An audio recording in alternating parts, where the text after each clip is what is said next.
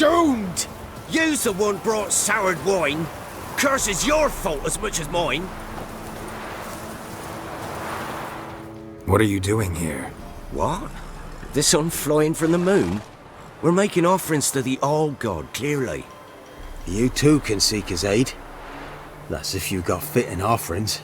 He scorned ours, then cursed the old village. The All-God, you call him. First I've heard. Is some new deity? Nay, 'tis ancient, revered by our forefathers. They say it were like this. Roslav of Oriton came here to gather brushwood, and suddenly, for no reason, a bush burst into flame. Then, Roslav heard a voice from the ground, demanding offerings and obedience. We've been coming here since then, bearing gifts, in exchange for which the All-God watches over us, keeps us from evil. Plain to see that. So, what's wrong with your offerings? You needn't mock us, you can see right well we brought scraps. Before the war, I wouldn't give this such to me elms. But what can we do? Such are the times. And they're like to get worse. All-God said if he don't get a rafter of bacon and a barrel of beer at least, the rivers will fill up with frogs and locusts or some such will devour the harvest. I could intercede on your behalf with this All-God of yours. Got a feeling we'd come to an understanding. Well, I suppose it can't hurt to try. To speak with him, you have to stand before the altar and cry out, "All God, help a poor wretch in need." Who knows, he might just listen to a foreigner.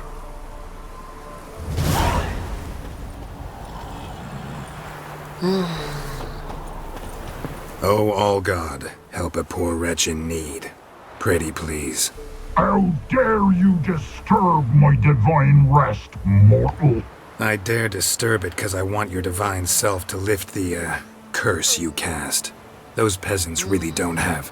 They must bring worthy offerings or they shall face drought, driving hail, earthquakes, avalanches. I have spoken. Avalanches? Here? Huh. How would that work? No answer from the All-God. Fine. We can finish our conversation when I find him. Voice came from underground.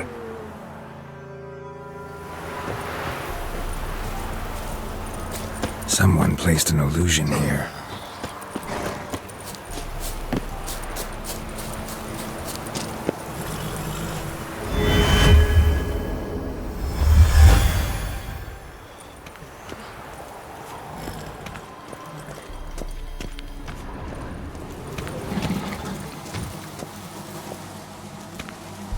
What?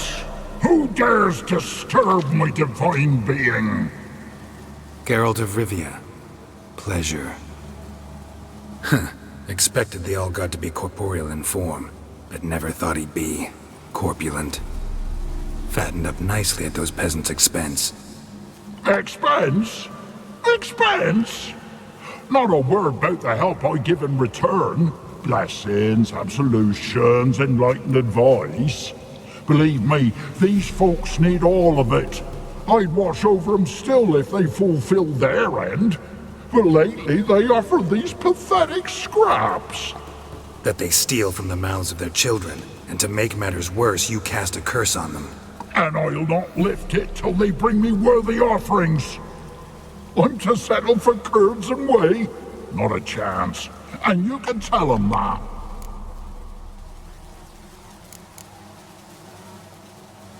Been in this hole long? For a century or so. One winter I found shelter here. Built a fire so large the flames leapt through the crack, lit the bushes above. I coughed from the smoke, and suddenly heard a peasant. A voice out of nowhere, he called. A miracle. Thus, I became a god. Parasite, more like. Maybe so. But what of Freya and Melitele then, Demanding prayers and offerings, giving naught in return? I talk at least.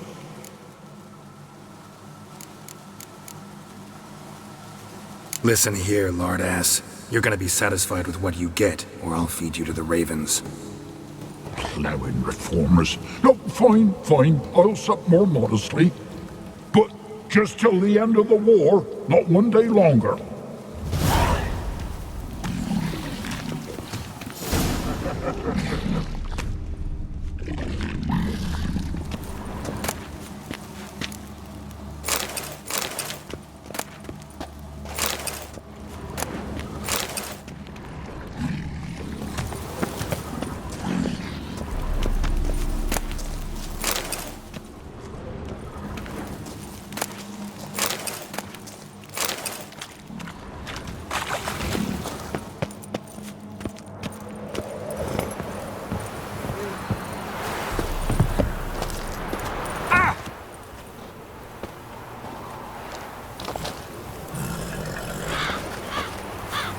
Anything new? Talk to your old god, face to face. And will he show us mercy? He will. Promise to be pleased with whatever you bring. I told you the All God's merciful understanding. Thanks, Witcher.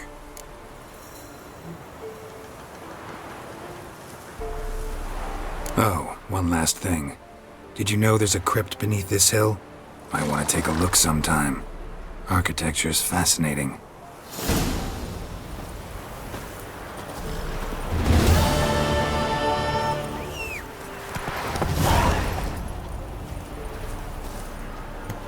Can't be in two places at once, can I?